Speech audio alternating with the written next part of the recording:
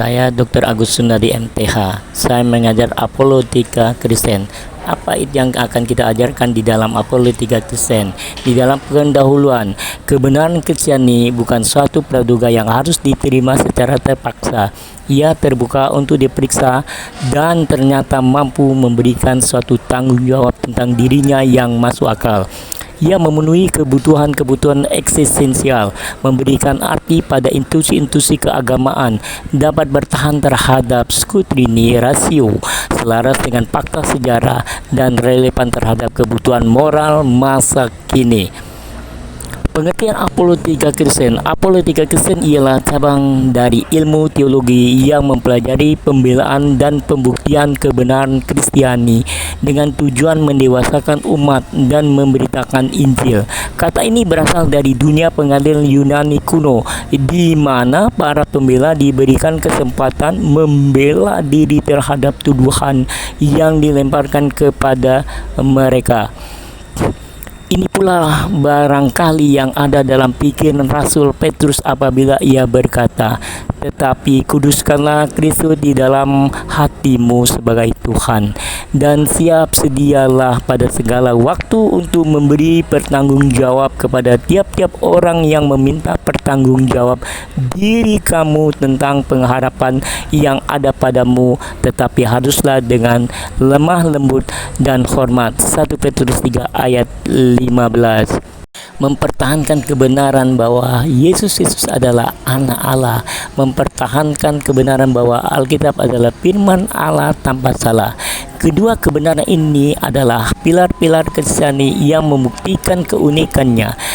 Anak Allah merupakan tindakan Allah yang ajaib, sedangkan firman Allah menunjukkan bahwa firman-firman yang disampaikan Allah sendiri.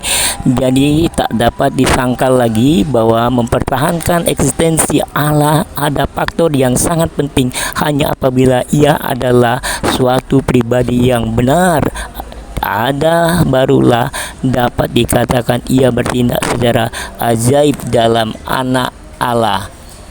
Materialisme, kehidupan yang mengutamakan harta milik yang memang populer di dunia barat. Komunisme, anti agama dan merendahkan kebenaran ilahi maupun moralitas dengan membolehkan praktek-praktek kebencian. Mitisme yang umum di dunia timur menekankan naturalisme, eksperimentisme, filsafat bertele-tele, opium, dan meninggikan unsur seks dalam penyembahan. Dunia barat mulai sangat tertarik dengan hal ini. Kekafiran, heteisme yang merupakan suatu bidat yang menekankan kepuasan nafsu, daging belaka, anti hukum, meluruskan kebebasan tak terbatas.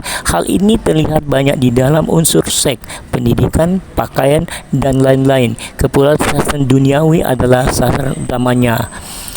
Skeptisme, paham bahwa semua jalan menuju ke sebuah gunung sehingga merupakan jalan Allah menuju kepada dirinya sendiri. Semua agama ada seperti itu. Mereka semua ada jalan Allah menuju kepada Allah. Di antaranya adalah agama-agama di timuran yang pada hakikatnya bersifat non-absolut. Permasalahan apologetika Kristen.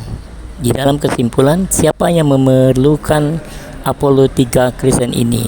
Orang beriman. Ini jelas kenyataan bahwa terdapat sedikit presentase keagamaan dalam iman setiap orang Kristen karena lingkungan asal mereka terhadap hidup dan penjagaan masa depan.